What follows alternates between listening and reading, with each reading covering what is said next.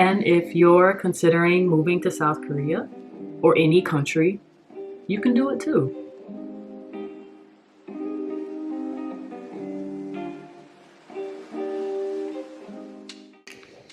Hi friends! My name is Hunter Bernay. Welcome or welcome back to my channel. If you are new, welcome to the channel. I am a country bumpkin residing in the beautiful Seoul, South Korea.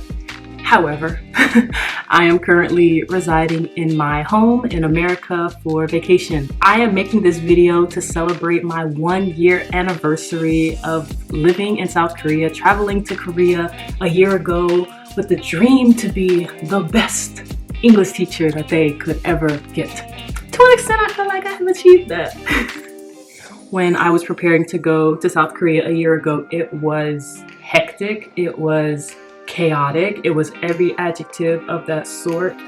Just thinking about it a year ago, planning to go to South Korea, not knowing what I was getting myself into, and now a year later, feeling settled, feeling at peace, feeling that that is my home. Wow, just time has flown by, and also a lot of things have happened in a year. But I'll get more into that in the later part of the video when I answer your question.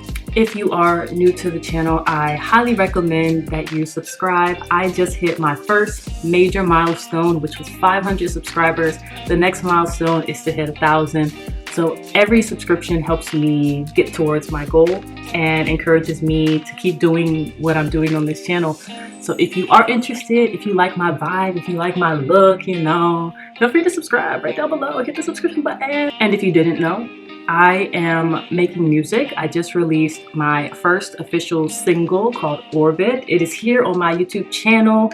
So once you finish this video, feel free to go and check it out. Listen to my song. Let me know what you think. Also, if you are interested in seeing more of me on your screen, feel free to follow me on Instagram. I am a lot more active on there. I post daily stories. I also make several posts and reels and compilations about South Korea. So if there are questions or more information that you want, you can also get in touch with me there.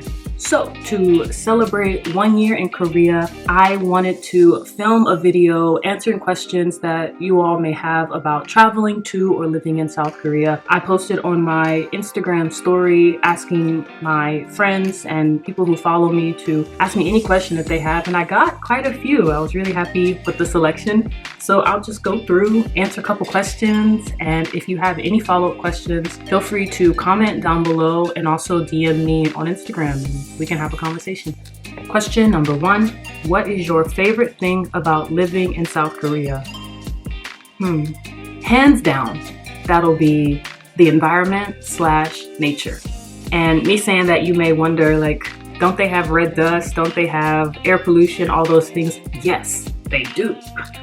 But going outside and going on walks, enjoying the flowers and trees blooming and growing, seeing the beautiful blue skies when you're walking around, I have learned to appreciate and take in nature so much more living in South Korea, so much more than I do here in America. Here, it's like I just get in the car, I go wherever I'm supposed to be going. I don't really let the window down and enjoy the breeze. I don't really enjoy the sunlight. I don't really even enjoy the rainy days like today. But in Korea, I feel a lot more appreciative of every season, of the weather changing, of what nature has to offer. I take so many nature pictures that I'm considering making a second Instagram of just food and nature. The environment around me is the thing that I love the most so far. A very close second is food. Like the honey, the food is on a whole nother level, but I feel like that's like a safe choice. I wanted to choose something on food. Okay, yeah. Question number 2, how did your family react? So I assume that you mean, how did my family react to me wanting to live in South Korea? And to answer that question, they reacted really well, surprisingly well. I was kind of using my family to gauge if my decision to move to South Korea was foolish, honestly. If I was just making a very rash decision to get out of the situation that I was in here. First, I told my mom. My mom was super supportive. She knew how much I appreciated and adored Korean culture. So she was immediately like, yeah, if that's something you want to do, just go do it. Like, you're going to have a job. You're not going to be struggling. You're going to have a means to survive. You're going to have health insurance. You're going to have all those things. So go. Then I thought, oh, like, you know, my sister and my brother and my other brother, like they're going to totally tell me that this is ridiculous and that I'm making the worst decision. And they all were super understanding. So plus I was planning to go to Korea in March of 2021 anyway for like a trip with friends. So it was funny that I ended up being there in March 2021 anyway because I was becoming a teacher. Yeah, I hope that answers your question. Okay, question number 3. Is it difficult making friends when living in Korea? That's a really good question, first off. I will say yes and no. Let's start with no. Like, why is it not difficult? I would say making friends in Korea is no different than making friends wherever you are in the world right now.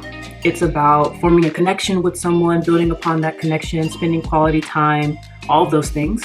Where I will say that it is difficult is that people come and go so easily in Korea that it is hard to maintain relationships with people. And I say they come and go in a physical means, like they leave the country, they come back to the country, things like that. Or also, frankly, people are really flaky, and that is coming from a flake myself. I am a reformed flaky person. I have grown out of my flakiness for the most part. Maybe some of my friends will argue about that, but one day someone will be in your life and you're like, this is the best person I've ever met in my life. Like, we're going to be lifelong friends. We're going to be in each other's weddings if we get married.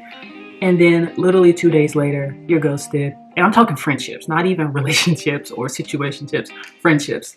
That's happened to me a couple times where I'm thinking like, me and this person are tight. And it's no knock to you or to the other person. It's just things move so fast in Korea and it's so hard to stay connected with someone long term. I think if you are coming as a public school English teacher, specifically like an EPIC teacher, it may be a little bit easier for you to make connections because you're coming over with so many teachers at the same time. So for example, I met a lot of people during our orientation and like right before quarantine when we first got here. And a lot of those people I'm still really connected with. But naturally what happens is once you get placed and you're in different cities or provinces in Korea, it's just hard to stay connected. It's funny because Korea is so small. Like, it's such a small country, but there's so many people and there's so many things going on that if you're not consistent and if you're not purposeful in connecting with people, you can very easily and very quickly drift apart. So yeah. And I've had this question before about like, is it easy making Korean friends? And to that, again, I'll say yes and no. Mainly it's difficult because of the language and cultural barrier. If they are Korean and you're Western, they're gonna have jokes and things that they say and things that they do that are totally different from what we're used to in our friendships and in our acquaintanceships. I will leave this question by saying it's not difficult to make friends if you put yourself out there and if you adamantly attempt to get to know people, but tread carefully. Don't put all your business out there. Protect your heart. And remember that everyone that's in your life, they're there for a season. It could be a long season. It could be a short season. But when that season passes, thank them for the time that you spent together and move on.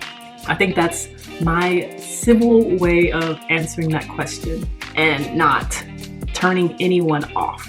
Next question is question number 4. When can we travel to Korea to visit you? Oh, Jay, thank you for the question. Currently, Korea still has restrictions when it comes to traveling, especially if you don't have residency in Korea. They still have a 2-week quarantine in a government facility that you have to pay for.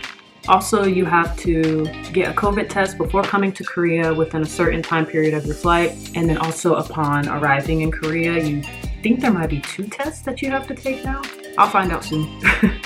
All of this is also conditional on your vaccination status. If you have the vaccine, you're gonna do a shorter amount of time, especially if you got the vaccine in Korea. So yeah, I'll say right now traveling to Korea still isn't the best idea if you're not planning to stay for business or work. Hopefully soon we'll have some new information, new updates, and I can let you know. I'm sorry, Jay, that this isn't the best update, but soon enough, you're coming to see me. I'll let you know. Next is question number 5. Did it take a long time to feel at home, comfortable there, or was it a supernatural fit? Good question. Thank you for the question. Honestly, and easily I can say this, it was not a natural fit. Definitely not a natural fit. When I first got to Korea, I knew a little bit of Korean, but not enough to actually live my life comfortably. I'd never taught English before or taught any subject in school. I didn't go to school for teaching, so I felt a bit of imposter syndrome. I felt like, how am I going to teach these kids that don't know English? Like how am I going to be a proficient teacher? So just a lot of doubt, because I was in a new place with no one who really knew me and with nothing to really grasp onto for support. So yeah, I'd say the first 2 months were just a toss-up. It was a major toss-up. I fumbled the ball many times, but, and that's the key, but I grew from it all, and I would say by October, I was a lot more proficient in the language. I could get around and communicate in the ways that I needed to, and I was seeing major progress in the classroom, in my teaching. You didn't ask, but I think I would like to offer some advice in the situation. Give yourself grace, give yourself time. You are adjusting to a whole new time zone, a whole new culture, a whole new way of life, and that takes a lot of time. Like I'm telling you, October, I was starting to feel settled. Like I actually felt like I had a grasp on my life. So that meant I spent a good chunk of 2021 fumbling and trying to figure out what the heck I'm doing and trying to find meaning and purpose in this country. I did it. I made it through. I feel comfortable. I renewed for another year, so I'm definitely staying in Korea for minimum 2 years. And if you're considering moving to South Korea or any country, you can do it too. It'll take time. Like I said, giving yourself grace. It'll take loving on yourself, but you can do it. You can definitely do it. And thank you for the question. Really, really good question. Okay. 마지막. Last question. Let's get it. The final question is biggest myths or misconceptions. I wrote down a few and I thought we could just get into a couple of things, and then yeah, if there's more discussion we can talk about it in the comments. One misconception that I've heard is that everyone in Korea only listens to K-pop, which is absolutely a myth.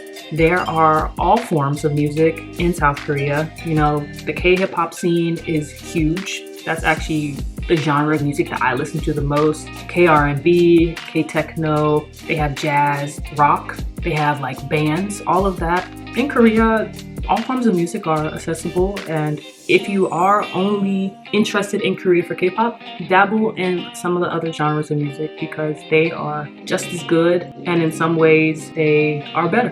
Controversial opinion. Next misconception is all Koreans speak English. That is absolutely a myth. Yes, it is true that Korean children and teenagers are taught English in school. Yes, it is true that English is what feels like international language of business, but I think it is unfair to assume that all people throughout the entire country where their first language is Korean, that they all speak English. I think it's fair to say that if you're lost or if you need help, there is someone who can speak English to help you, but it's never safe to assume that the vast majority or all using those all-encompassing words, all people don't know. The next myth or misconception that I could think of was that you can only find traditional Korean food in Korea. Yeah, I definitely think that that is a myth. In my opinion, you can find any cuisine, any food from almost any place in Korea, of course with moderation, with exceptions, but every food that I've been interested in finding, I found. I think the only food that I am still on the hunt for is Jamaican food. I know there are some restaurants, but I just haven't tried them yet. So that is my one condition. Non-Korean food will be more expensive. It's not some crazy astronomical price, but yeah. All right, that ends the questions for this video. Thank you so much to everyone who submitted a question. I hope I was able to answer it the best that I can. Let me know if you have more questions in the comments. I can make a follow-up video as well as just make a post or send you a message for updates. I will be going back to Korea in 10 days. So I only have a couple more days here to spend with my family. I was really thankful that I had the paid leave and the time and the ability to come and see my family here at home. I really miss them a lot. And if you like the video, please like the video. Consider subscribing to the channel. More content will be coming this year. Please continue to support my channel, support my dreams in all the things that I want to do in Korea. And thank you so much for watching. Bye.